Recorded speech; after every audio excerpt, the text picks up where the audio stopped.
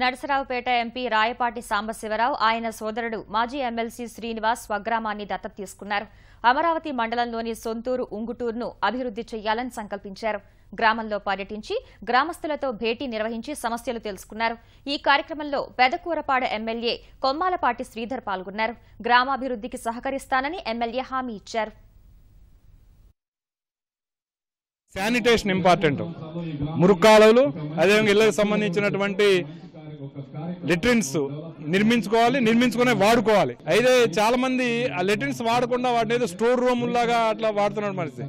ఆ పద్ధతిని మార్చాలి, వాళ్ళని ఎడ్యుకేట్ చేయాలి. గ్రామం ఓ స్వచ్ఛ భారత్ ప్రధానమంత్రి మోడీ గారి పిలుపు కానివ్వండి, లేదా మన ముఖ్యమంత్రి గారి స్వచ్ఛ ఆంధ్రప్రదేశ్ కానివ్వండి, ఆ దిశగా గ్రామాన్ని అగ్రస్థానంలో నిలిపేటటువంటి విధంగా గ్రామస్తులందరినీ కూడా సహకరించవలసిందిగా కోరడం కోసమని ఈనాటి సమావేశం ఏర్పాటు చేయడం జరిగింది. ఇప్పటికే మనము ఈ గ్రామంలో కూడా మనము 1,58,00,000 రూపాయల అభివృద్ధి కార్యక్రమాలు అనేది మనం చేసాం.